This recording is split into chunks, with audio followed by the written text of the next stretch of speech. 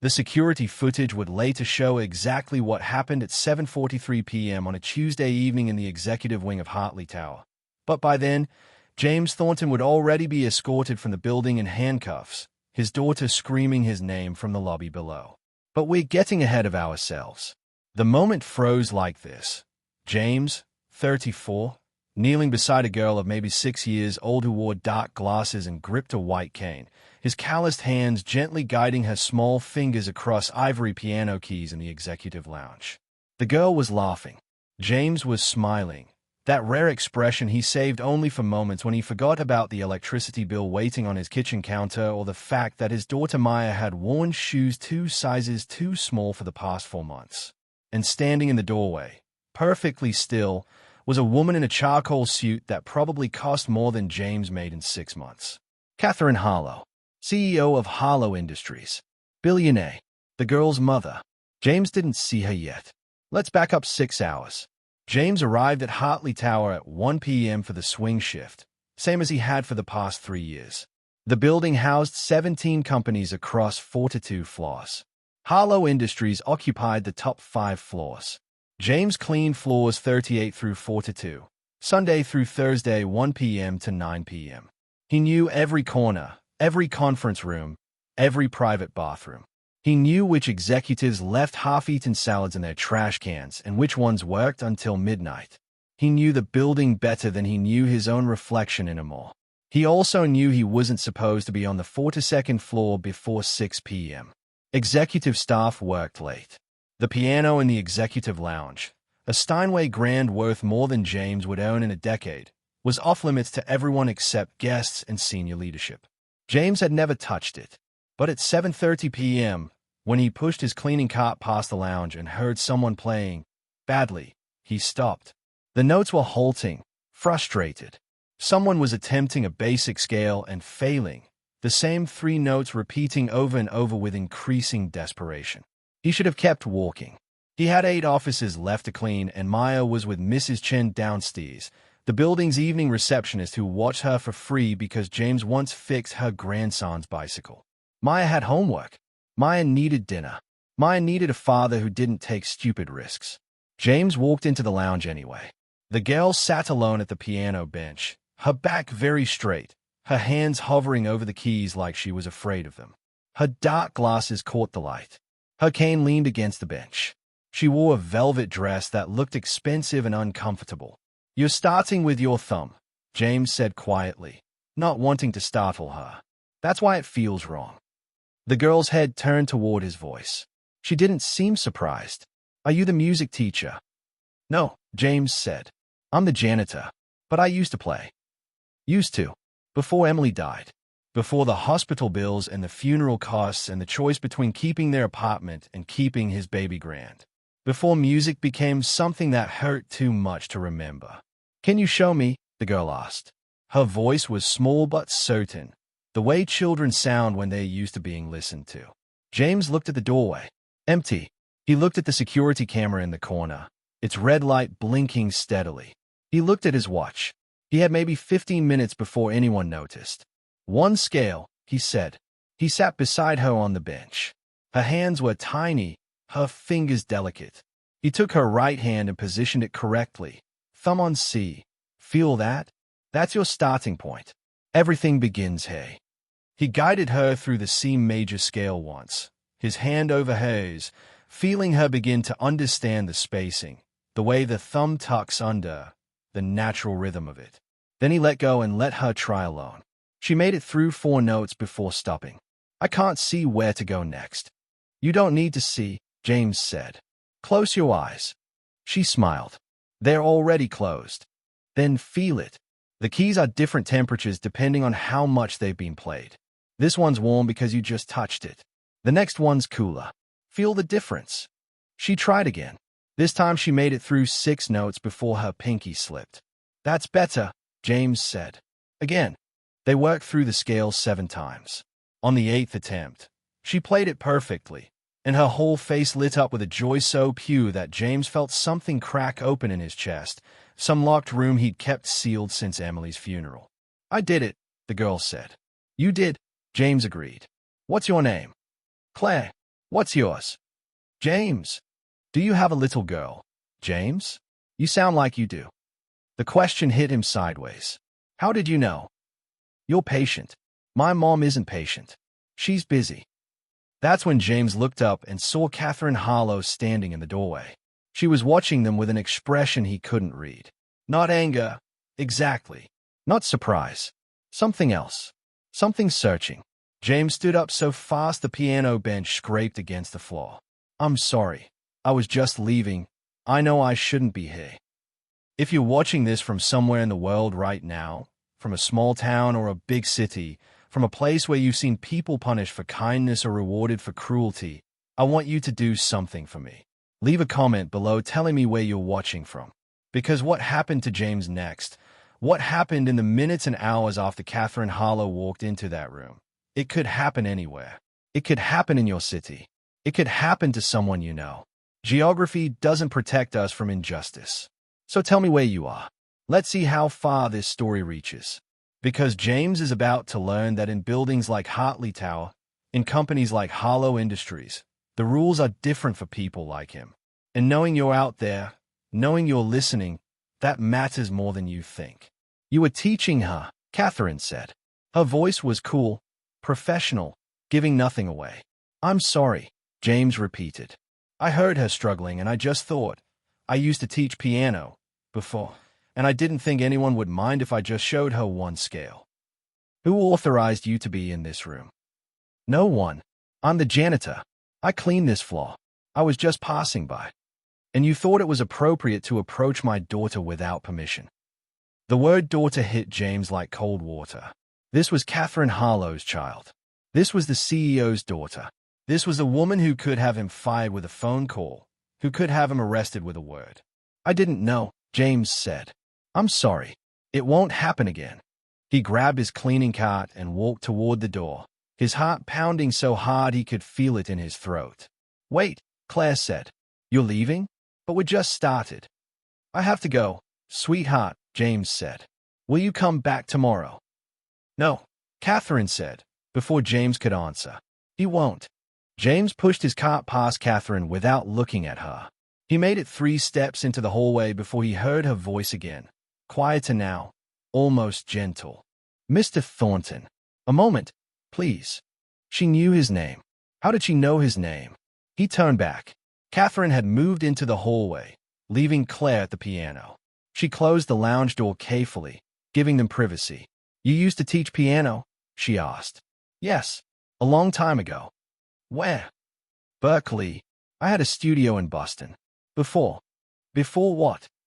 James hesitated. Before my wife got sick. Before I had to choose between her medical bills and my career. Something shifted in Catherine's expression, some microscopic softening around her eyes. I'm sorry. Thank you. How long have you worked here? 3 years. And in 3 years, no one has ever mentioned to me that we employ a Berkeley-trained pianist to scrub our toilets. The words should have been cruel, but she said them like she was angry at someone else, not him. It's honest work, James said. It is, but it's not the work you were meant to do. She paused. Claire needs a piano teacher. Her previous instructor quit last month. She said Claire was too difficult to teach because of her visual impairment. I've been interviewing candidates for 3 weeks. They are all inadequate. James felt something rise in his chest, something dangerous that felt like hope. Are you offering me a job? I'm offering you an opportunity. Come tomorrow at 4 p.m. Teach Claire for 1 hour. If she responds to you the way she did just now, we'll discuss a more permanent arrangement. I still have my janitorial shift. I'll speak to building management. You'll be reassigned to morning cleaning crews. Your pay won't change for now, but if you prove yourself with Claire, we can negotiate additional compensation for the teaching. James wanted to say yes. He wanted to say yes so badly he could taste it. But 3 years of barely surviving had taught him that things that seemed too good were usually traps. Why? He asked. You don't know me. You don't know if I'm any good. I just watched you teach my daughter a C major scale in 8 minutes. Her previous teacher spent 6 weeks on the same lesson and Claire learned nothing. That's how I know you're good. She pulled a business card from her jacket pocket and handed it to him. Tomorrow, 4 p.m. Don't be late. She walked back into the lounge and closed the door. James stood in the hallway, holding a business card that read Catherine Harlow, CEO, Harlow Industries, and feeling like he'd just stepped off a cliff into thin air. He had no idea he was already falling. 18 months ago, James Thornton still believed in happy endings. He had a wife, Emily, who painted watercolors and laughed at his terrible jokes. He had a daughter, Maya, who was 4 years old and convinced that her father hung the moon every night just for her. He had a piano studio in Cambridge with 11 students and a waiting list. He had a life that made sense. Then Emily started getting headaches. The doctors said it was stress. Then they said it was migraines. Then they said it was a brain tumor, stage 4, inoperable. And James's entire world collapsed into a 6-month countdown of chemotherapy, radiation, and watching the woman he loved disappear one day at a time. She died on a Wednesday morning in March, holding his hand, whispering that he had to promise her something. Promise to keep playing. Promise to teach Maya to play. Promise to remember that music was love made audible and love didn't die just because hearts stopped beating. James promised. He lied. The medical bills came to $340,000 after insurance. James sold everything.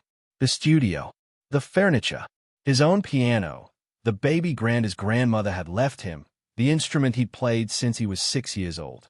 He sold it to a music school in Brookline for $8,000, which covered exactly 2 months of Emily's hospital debt. Then he sold their house in Cambridge, took Maya and moved to a 1-bedroom apartment in South Boston, 4th floor walk-up, $1,400 a month, which was $600 cheaper than anything else he could find. He got the job at Hartley Tower because they were hiring immediately and didn't require a resume. He worked swing shift because it paid an extra $1 per hour. He hadn't touched a piano in 18 months, hadn't taught a lesson, hadn't listened to music. Until tonight, when he heard Claire struggling with a scale and his body had moved before his brain could stop it. Now it was 9:30 p.m. and he was walking into his apartment with Maya asleep on his shoulder, Mrs. Chen having fed her dinner and helped her with homework because James never made it home before bedtime anymore. The electricity bill was still on the counter, $240, due in 5 days. He had $190 in his checking account.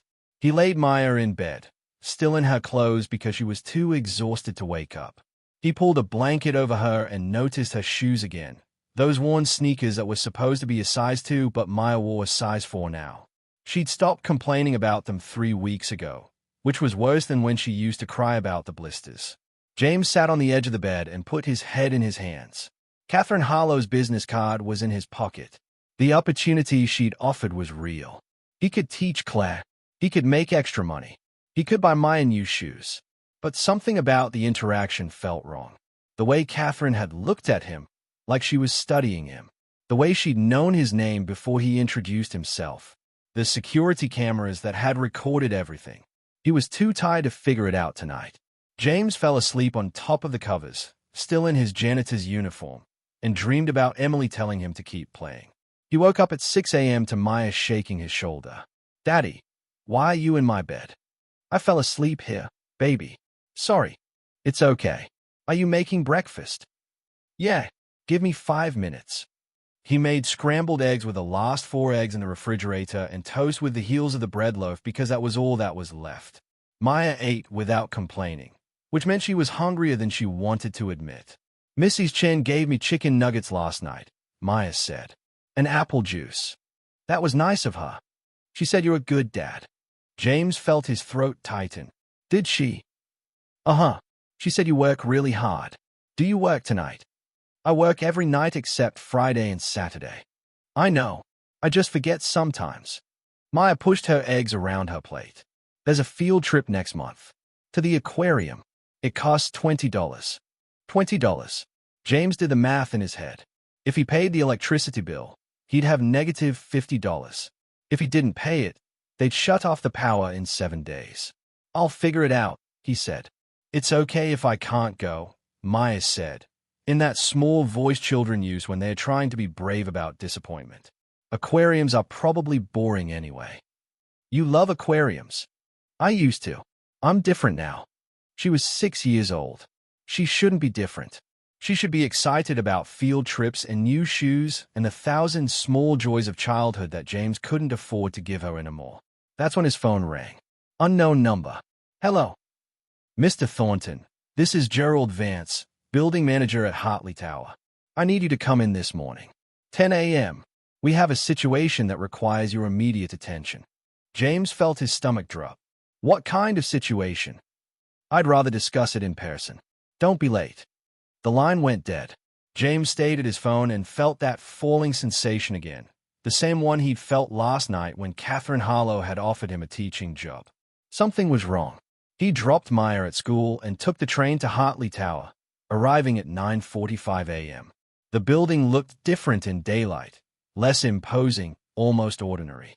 He went through the employee entrance and took the service elevator to the management office on the third floor. Gerald Vance was waiting for him. Mid-50s, gray hair, the kind of middle manager who'd spent his whole career enforcing other people's rules. Sit down, Mr. Thornton. James, Saturday. We received a complaint about you yesterday evening. From Catherine Harlow herself. The words hit James like a physical blow. A complaint? About what? About your unauthorized interaction with her daughter. About you entering a restricted area during work hours. About you touching a minor child without parental consent. Gerald slid a piece of paper across the desk. This is a formal written warning. One more incident and you're terminated. James read the warning, his hands shaking. The words blurred together. Unauthorized access. Inappropriate contact. Violation of company policy. I was teaching her piano, James said. She was struggling. I helped her. Her mother saw the whole thing. Her mother filed the complaint. That doesn't make sense.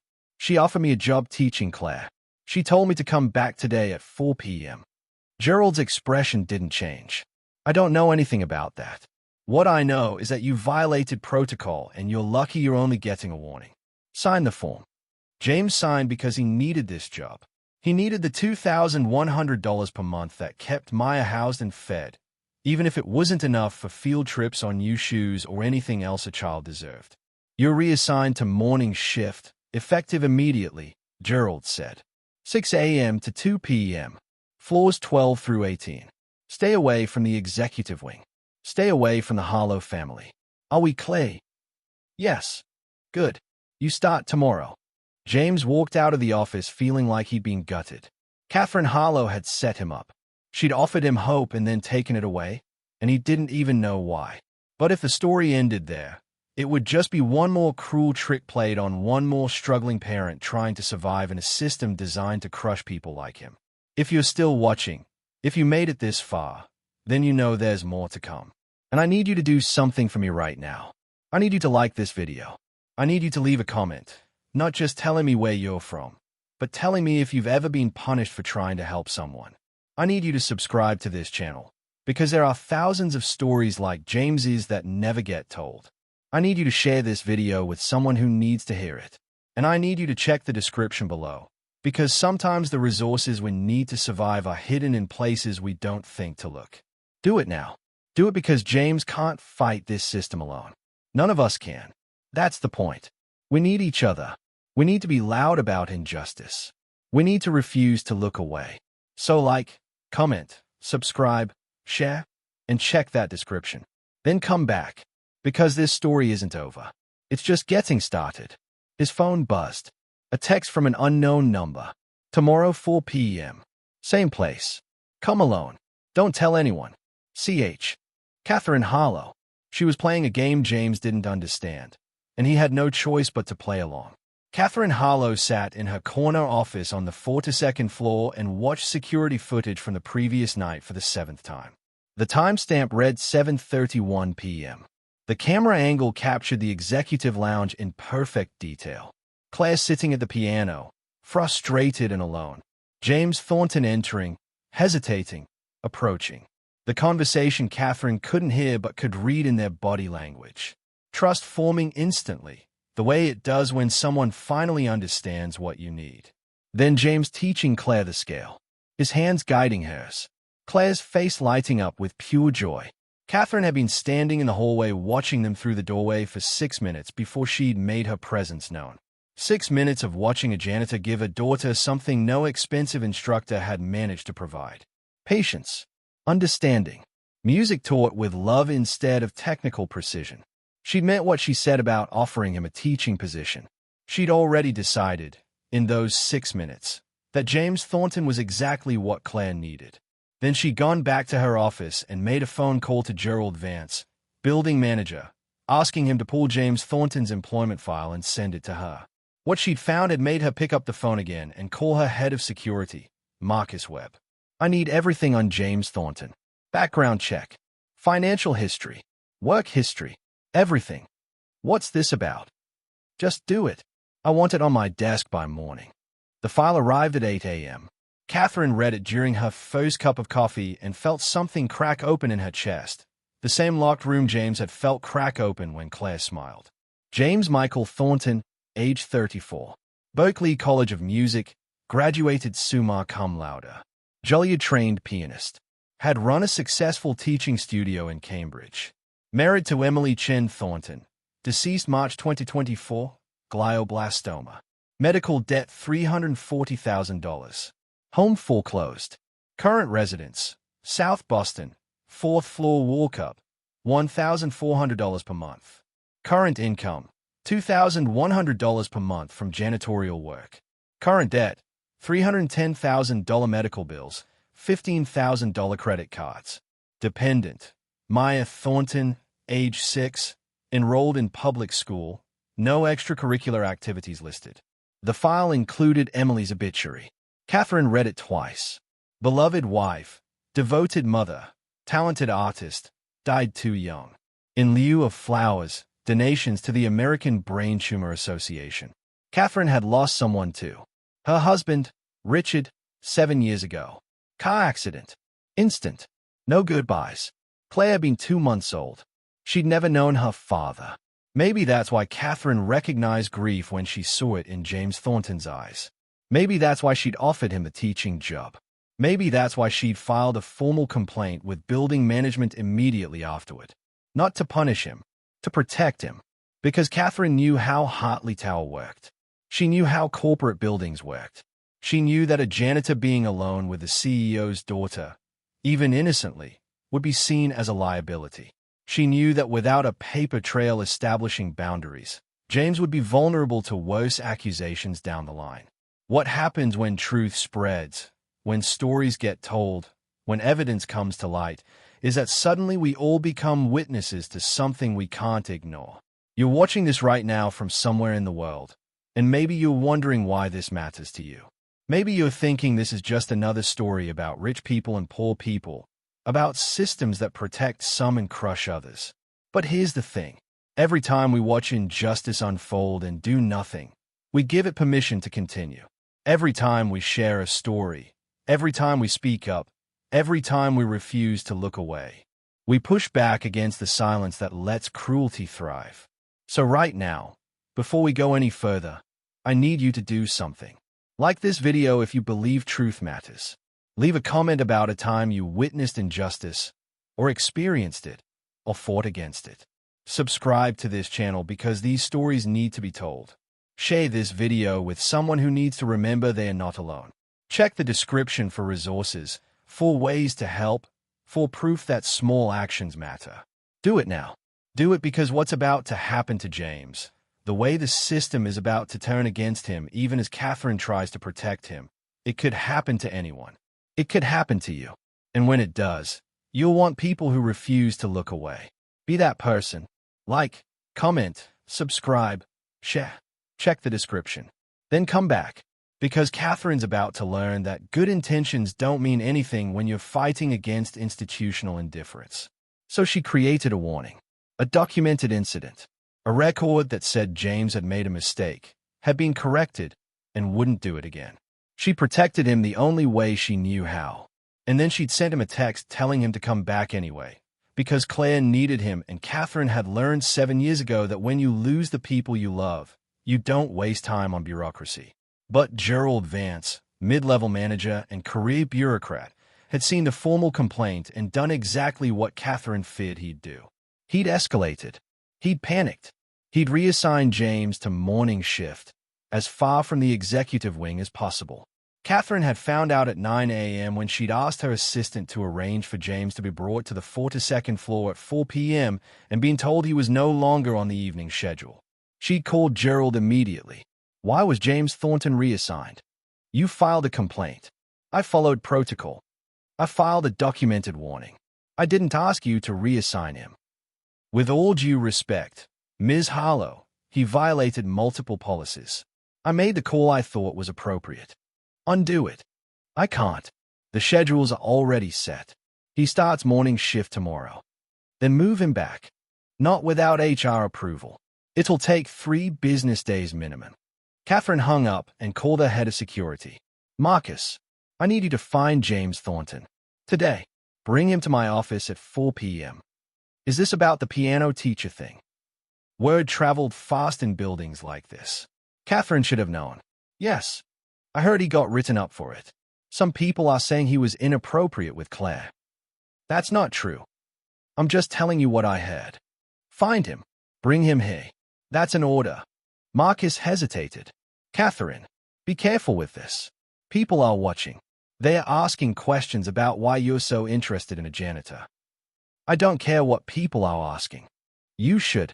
Your board already thinks you're too distracted. They're looking for reasons to vote you out. Don't give them ammunition. Catherine ended the call and sat in her office, looking out over the city, feeling the weight of it. The loneliness of power. The impossibility of doing the right thing when the right thing looked wrong from every angle. She'd lost Richard 7 years ago. She'd been pregnant and alone and terrified, and the board had circled like sharks, waiting for her to fail so they could install someone else as CEO. Someone who wasn't grieving. Someone who wasn't vulnerable. Someone who wasn't a woman. She'd survived by being ruthless, by being cold, by never showing weakness. And now she was about to throw all of that away for a janitor and his daughter, because Claire had smiled at a piano lesson and Catherine remembered what it felt like to believe in small moments of grace. While Catherine was making phone calls in her office, James was riding the train back to South Boston, trying to figure out how to explain to Maya that he'd been demoted, that he'd lost the opportunity he'd stupidly let himself hope for, that nothing was going to change. He picked Maya up from school at 3 p.m. She was quiet on the walk home, dragging her feet in those 2 small shoes. Did something happen at school? James asked. No. You sure? I'm sure. They climbed the 4 flights to their apartment. James unlocked the door and found an envelope taped to it. Official letterhead. Boston Housing Authority. He opened it standing in the hallway. Notice of eviction. Failure to pay rent. You have 30 days to vacate the premises. James stared at the letter and couldn't breathe. He'd paid rent last month. He'd paid it on time. He had the receipt. Then he remembered. The landlord had raised the rent 2 months ago, from $1,400 to $1,600. James had thought it was illegal, had thought there were limits on rent increases, but apparently he was wrong. He'd been paying the old amount. He owed $400. Now he owed $800 plus late fees. He couldn't pay it. Even if he worked every available overtime shift, he couldn't pay it. They were going to lose the apartment. Daddy, what's wrong? James folded the letter and put it in his pocket. Nothing, baby. Everything's fine. But Maya wasn't stupid. She was 6 years old and she'd already learned how to read her father's face, how to measure disaster by the set of his shoulders. Are we in trouble? No, we're okay. Promise. James knelt down and looked his daughter in the eyes and lied to her. I promise. That night, at 11 p.m., James got another text from Catherine Harlow. I heard what happened. I'm fixing it. Trust me. James didn't respond. He didn't trust anyone anymore. He sat on the floor of his apartment, the eviction notice in his hand, and wondered how much a person could lose before there was nothing left to take. His phone rang. Unknown number again. Hello. Mr. Thornton, this is Detective Amanda Reyes, Boston Police Department. I need you to come to the station tomorrow morning. We have some questions about an incident involving a minor. The line went dead. James sat in the dark and felt the last piece of his world fall away. Catherine Harlow arrived at the South Boston Police Station at 7 a.m., wearing a charcoal suit and carrying a briefcase that contained 3 things: a USB drive with security footage from Hartley Tower, a copy of James Thornton's employment file, and her personal checkbook. Detective Amanda Reyes met her in the lobby. Mid-40s, tired eyes, the look of someone who'd seen too much and believed in too little. "Ms. Harlow, I wasn't expecting you." "I know. We need to talk before you interview James Thornton." "I'm not sure that's appropriate." "I'm not sure I care." Catherine gestured toward a private room. 5 minutes. That's all I'm asking." They sat across from each other at a metal table in an interview room that smelled like stale coffee and desperation. "Someone filed a report," Detective Reyes said. "Anonymous, claiming that a janitor at Hartley Tower made inappropriate contact with a minor. Your daughter." "Who filed it?" "I can't tell you that." "Was it Gerald Vance, building manager?" "I can't tell you that." "It was Gerald. He's a coward and an idiot, and he saw a formal warning I filed and turned it into something it's not." Catherine opened her briefcase and pulled out the USB drive. "This is security footage from Tuesday evening. Watch it, then tell me if you think James Thornton is a danger to my daughter." Detective Reyes took the USB drive and plugged it into a laptop. Catherine watched her face as she watched the footage. Watch her expression shift from skeptical to confused to something that might have been sympathy. "He was teaching her piano," the detective said. "Yes. And you filed a complaint because I needed a paper trail protecting him from exactly this. I was trying to establish boundaries so that no one could accuse him of anything inappropriate. Gerald Vance misunderstood and escalated. Now you're here investigating a good man who's already lost everything." Detective Reyes closed the laptop. "Tell me about James Thornton." Catherine told her. About Emily. About the medical debt. About the piano studio he'd lost. About the eviction notice he'd received yesterday. About Maya and the 2 small shoes and the field trip to the aquarium that cost $20 James didn't have. "How do you know all this?" Detective Reyes asked. "I ran a background check. I wanted to hire him as Claire's piano teacher. I needed to know who he was. And now I'm going to fix this mess. But I need you to drop the investigation first." "I can't just drop it." "Yes, you can. You have the footage. You have my statement. You have no evidence of wrongdoing. Drop it." Detective Reyes leaned back in her chair. "Why do you care this much about a janitor?" Catherine thought about Richard, about the way grief had nearly destroyed her, about Claire growing up without a father, about the loneliness of wealth and power when there was no one to share it with. "Because 7 years ago, I lost my husband, and I survived because people helped me, people I barely knew. My assistant who stayed late every night for 6 months. The nanny who moved into our house and took care of Claire when I couldn't get out of bed. The lawyer who fought my board when they tried to remove me as CEO. I survived because of kindness from strangers." She paused. "James Thornton is drowning. I'm pulling him out. That's all." "That's not all. You're pulling him out because you see yourself in him." "Maybe. And if I drop this investigation and it turns out you're wrong about him?" "I'm not wrong.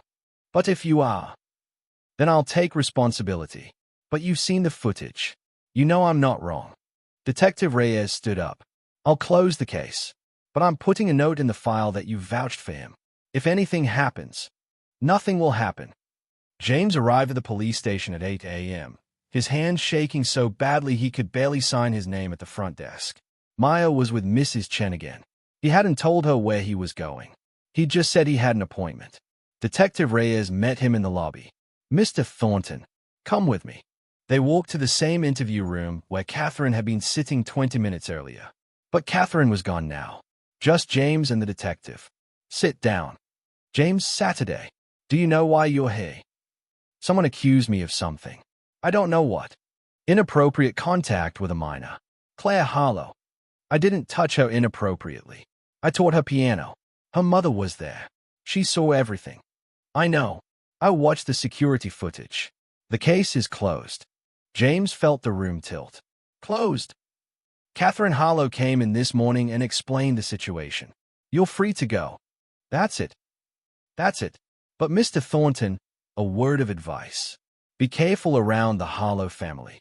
Catherine seems to think she's helping you, but powerful people have a way of making things worse when they try to help. James walked out of the police station into bright morning sunlight and felt like he'd been dropped from a great height and somehow landed on his feet. But he didn't trust it. Didn't trust Catherine. Didn't trust any of this. His phone rang. Catherine's number. Hello. James. It's Catherine. Are you okay? I'm fine. Thank you for whatever you did. I need you to come to my office. Now. I can't. I have to pick up Maya from Mrs. Chen. Bring her. We need to talk. About what? About your eviction notice. About your debt. About Clay's piano lessons. About fixing this. She paused. Please, trust me one more time. The resistance should have come from outside Catherine's world, but instead it came from within. Her board of directors, led by a man named Thomas Whitmore, called an emergency meeting that afternoon. When the story peaks, when doubt creeps in, when hope wavers and the powerful push back, that's when we have to hold on tightest to the truth. You're watching this right now, and maybe you're feeling what James is feeling. That sense that kindness is a trap. That help always comes with strings.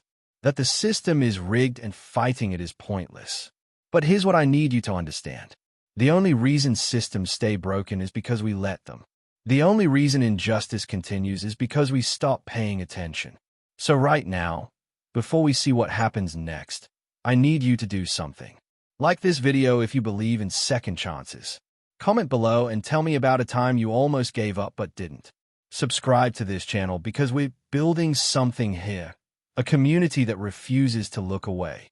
Share this video with someone who needs to remember that resistance matters, that speaking up matters, that standing together matters. Check the description for resources, for ways to help people like James, for proof that individual actions add up to collective change. Do it now. Do it because what happens in the next few minutes will determine whether James survives or drowns. And your attention, your engagement, your refusal to scroll past this story, that's part of what keeps him afloat. Like, comment, subscribe, share. Check the description. Then come back. Because the board is about to try to destroy Catherine for helping James. And we need to see if mercy can survive in a world built on power. Catherine sat at the head of the conference table, facing 8 men in expensive suits who looked at her like she'd lost her mind. You hired a janitor to teach your daughter piano, Thomas said, after he was investigated by the police for inappropriate contact with a minor. He wasn't investigated. An anonymous complaint was filed and immediately dismissed. By you. You interfered with a police investigation. I provided evidence. That's not interference. You're compromised. You're emotionally involved. The board has serious concerns about your judgment. Catherine looked around the table, saw the calculation in their eyes, the opportunity they'd been waiting for, the excuse to remove her. My judgment is fine. James Thornton is qualified to teach Claire. He's Berkeley trained. He's patient. He's exactly what she needs. He's also drowning in debt and desperate for money. Have you considered that he might be manipulating you? He doesn't even know I'm helping him yet. But when he finds out, when you offer him money or a job or whatever rescue you're planning, how do you know he won't take advantage? Because I watched him teach my daughter for 6 minutes and saw more integrity in that moment than I've seen in this boardroom in 7 years. The room went silent. Catherine, Thomas said quietly, we're not trying to attack you. We're trying to protect you. And the company. You've been under enormous stress. Raising Claire alone. Running Hollow Industries. Maybe you need to step back. Take some time. Let someone else handle the day-to-day operations. You want to remove me as CEO. We want you to take a leave of absence. 6 months. Come back refreshed. No, it's not a request. The board has already voted. 8-1. You out. Catherine stood up. Then I'll fight you. I'll take this to the shareholders. I'll make this public. I'll bane this company to the ground before I let you push me out. You'll lose. Maybe, but I'll make it hate. She walked out of the boardroom and went straight to her office, her hands shaking with rage. She'd survived Richard's death. She'd survived the board's first attempt to remove her. She'd built Hollow Industries into a $3 billion empire. And now they were taking it away because she'd shown kindness to a janitor. Her phone rang. James. Catherine. I'm outside your building with Maya. Security won't let us up. I'll be right down. She took the elevator to the lobby and found James standing near the security desk, holding Maya's hand. The little girl looked scared. James looked exhausted. "Come with me," Catherine said. They took the elevator to the 42nd floor. Catherine led them to her office and closed the door. Maya stared at the room with wide eyes. "You have a really big desk." "I do," Catherine said. "Would you like to sit in my chair?" Maya looked at James for permission. He nodded. She climbed into Catherine's chair and spun around once, giggling. "James," Catherine said, "I'm going to be direct. I know about your eviction notice. I know about your medical debt. I know you're drowning. I want to help." "Why?" "Because I can. Because Claire needs a piano teacher. Because you deserve better than this." "What are you offering?" "A job. Full-time piano instructor for Claire. $50,000 a year. I'll pay off your eviction debt and give you 3 months' rent up front so you can stabilize. I'll set up a payment plan for your medical debt. And I'll help you find a bigger apartment." James stared at her. "That's too much. It's not enough. But it's what I can do right now. What do you get out of this?" "A good teacher for my daughter. And maybe, if I'm lucky, a friend. I don't have many of those. Your board will hate this. They already do. They just voted me out as CEO. Because of me. Because of themselves. But yes, helping you was the excuse they used." Catherine sat down across from James. "I'm not a saint. I'm not doing this because I'm noble. I'm doing this because 7 years ago, I was where you are, alone and drowning. And people helped me. This is me paying it forward." Maya stopped spinning in the chair. "Are you going to be our friend?" Catherine looked at the little girl and felt something crack open again, that same locked room. "Yes," she said, "if you'll let me." "Okay," Maya said. "Can Claire come over and play sometime? Daddy says I need more friends." "I think that can be arranged." James was crying now, silent tears running down his face. "I don't know what to say." "Say yes." "Yes." Catherine pulled a check from her briefcase and handed it to James. It was made out for $12,000. Rent, eviction debt, moving costs, and breathing room. "This is a loan," she said. "Pay me back when you can. Or don't. I don't care." James looked at the check and couldn't speak. Catherine's phone buzzed. A text from her lawyer. "The board filed papers. You have 48 hours to respond or they'll remove you officially." She looked at James and Maya sitting in her office, at the hope beginning to bloom in their faces, and made a decision. She was going to fight, and she was going to win. But first, she had to tell the truth. The press conference was Catherine's idea. Not a board meeting, not a private negotiation, not a quiet settlement. A public declaration of exactly what had happened and why it mattered. She scheduled it for Friday morning at 10 a.m. in the main conference room at Hartley Tower. Invited every major news outlet in Boston. Sent a personal invitation to Thomas Whitmore and every board member, daring them to show up. They came. Of course they came. They wanted to watch her fall. Catherine stood at a podium facing 40 reporters, a dozen cameras, and 8 board members sitting in the back row with identical expressions of barely controlled fury. James sat in the front row with Maya and Claire, who'd insisted on coming. "Thank you for being here," Catherine said. "I'm going to tell you a story about what happens when good people get punished for doing good things. And then I'm going to tell you what I'm doing about it." She told them about James, about Emily's death and the medical debt, about the piano lesson that had turned into a police investigation, about Gerald Vance filing an anonymous complaint out of cowardice, about the board trying to remove her for offering James a job.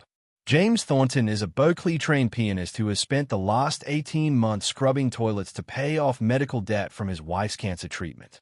He taught my blind daughter a piano scale in 8 minutes. Her previous teacher, who charged $300 an hour, failed to teach her the same lesson in 6 weeks. James did it for free, out of kindness, because he heard a child struggling and couldn't walk past. She paused, letting the cameras catch her expression. For this act of compassion, he was nearly arrested. He was demoted. He received an eviction notice. He was investigated by police. All because he committed the crime of being poor and kind in a building full of people who are rich and cruel. Thomas Whitmore stood up in the back row. "This is inappropriate." "Catherine, You're using a press conference to air personal grievances. Sit down, Thomas. I'm not finished. You out of line. No, you out of line. You and every board member who voted to remove me because I offered a job to a man who deserves it. You're out of line for thinking that wealth and power give you the right to crush people who can't fight back. Catherine pulled a folder from the podium and held it up. This is James Thornton's background check. Summa cum laude from Berkeley. JLU trained. 10 years of teaching experience. Glowing references from every student he ever taught. 0 criminal record. 0 complaints. The only mark against him is that he's poor. That's it. That's his crime. She threw the folder onto the floor. I'm not asking the board's permission to hire James Thornton. I'm telling you he's hired. I'm also announcing the creation of the Emily Thornton Memorial Music Program, funded by Harlow Industries, which will provide free piano lessons to children from low-income families. James will run the program. He'll be paid a fair salary. He'll have health insurance, retirement benefits, and housing assistance. The room erupted. Reporters shouting questions. Board members standing up in protest. Thomas Whitmore's face turning red. Catherine held up her hand for silence. If the board votes to remove me, I'll take this fight to the shareholders. I'll make it public. I'll air every piece of dirty laundry this company has. Every tax loophole, every offshore account, every backroom deal you've made in the last 7 years. I'll burn it all down before I let you punish me for doing the right thing. She looked directly at Thomas. Or you can accept that I'm the CEO, I make the decisions, and James Thornton is now an employee of Harlow Industries. Your choice. The press conference ended with reporters swarming James, asking him questions he wasn't prepared to answer. Maya held his hand and told one camera that her dad was the best piano player in the world. Claire sat next to her and agreed. Catherine's lawyer called her an hour later. The board withdrew the removal vote. Thomas Whitmore resigned. 4 other board members resigned. You won. I know. You also might have destroyed your reputation in the business community. I don't care. Catherine, are you sure about this? About all of it? I'm sure. That afternoon, Catherine took James to see a 3-bedroom apartment in Cambridge, 2 blocks from Claire's school, with hardwood floors and a small room that could fit a piano. The rent was $2,400 a month. Harlow Industries would cover the first year. This is too much, James said. Stop saying that. I mean it. I can't accept all of this. You already did. The press conference happened. You're famous now. There's no going back. James walked through the apartment with Maya running ahead of him, opening closets and squealing about having her own room. He stopped in the small room that Catherine had mentioned. You said this could fit a piano. Yes. Why? I sold my piano. When Emily was sick. I haven't played since. Catherine pulled out her phone and made a call. Marcus, I need you to arrange a delivery. A Steinway baby grand. To the Cambridge address I'm sending you. By the end of the week. Catherine, it's not a gift. It's a work expense. You need a piano to teach Claire. This is the piano you'll use. I can't. You can. And you will. Because Emily asked you to keep playing. And you made her a promise. And it's time to keep it. James sat down on the floor of the empty room and put his head in his hands and cried for the first time since Emily's funeral. Maya ran over and climbed into his lap. Catherine stood in the doorway and gave them privacy. She thought about Richard, about the promises she'd made to him before he died, about building a life that mattered, about raising Claire to be kind, about never letting wealth make her cruel. She was keeping her promises too. The final moment of this story, the one that ties everything together, the one that makes sense of all the pain and all the fighting and all the truth we had to drag into the light, comes 6 months later. James is standing in that small room in the Cambridge apartment, teaching a class of 8 children from low-income families how to play piano. The Emily Thornton Memorial Music Program has a waiting list of 40 students. Harlow Industries has donated $2 million to expand the program citywide. James has health insurance for the first time in 2 years. Maya has new shoes. She went on the aquarium field trip. She has playdates with Claire every weekend. The 2 girls are learning piano together, side by side. Claire reading music in Braille while Maya reads it on paper. Catherine sits in the back of the room during lessons sometimes, watching remembering what it feels like to believe in grace. She didn't lose her company.